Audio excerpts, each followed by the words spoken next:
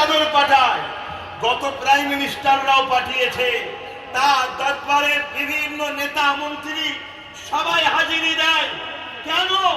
800 বছর হয়ে গেল দুনিয়া থেকে চলে গেছে, একটাই কারণ, ইনি মোহাম্মদ রসুলের গোলাম ছিল, তাই আজও দাম বেড়ে চলেছে। জোরে বলুন বাকি একটা জায়গা বলো, যে নেতার পিছনে আপনি ঘুরে আপনার দাম রয়েছে, যে লিডারের পিছনে ঘুরে আপনার দাম হয়েছে, যে লিডারকে আপনি পিছনে ঘুরে আপনার মাকাম বেড়েছে। উপরন্তু আমরা দেখেছি আপনাদের এলাকার অনেক লোক কারো জন্য লড়তে গিয়ে মারহার করেছে, কারো জন্য লড়তে গিয়ে চুরি করেছে, কারো জন্য লড়তে গিয়ে অনেক কিছু করেছে। লাস্টে দেখা যাচ্ছে তারাই তাদেরকে জেলে ভরে দিয়েছে। কিন্তু আমার আমিন আল্লাহের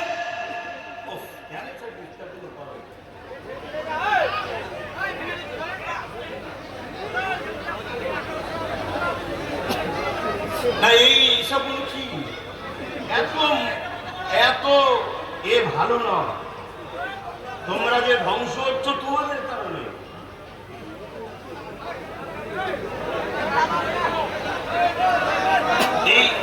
এই সব জিনিসের জন্যই ডিস্টার্ব। গতকালকেও ডিস্টার্ব হলো, আজকেও ডিস্টার্ব হলো। একটা আলোচনার মুখ থাকে, খুব ভালো করে শোনে।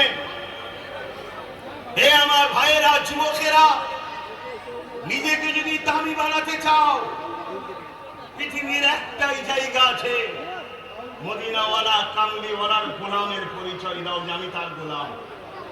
দুনিয়া দেখে যেন বলে এটা মোহাম্মদ রসুলের লোক, এটা মোহাম্মদ রসুলের গোলাম, এটা মোহাম্মদ রসুলের দিবানা।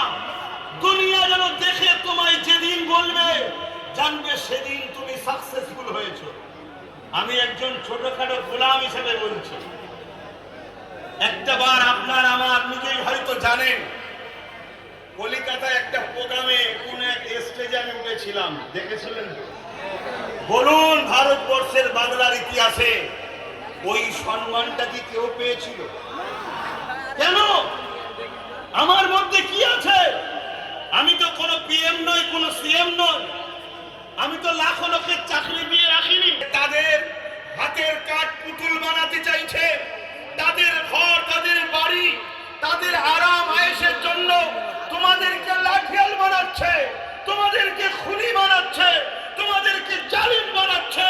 এতে তো তোমরা পারবার দুনিয়াতেও হচ্ছ, আখিরাতেও হচ্ছ।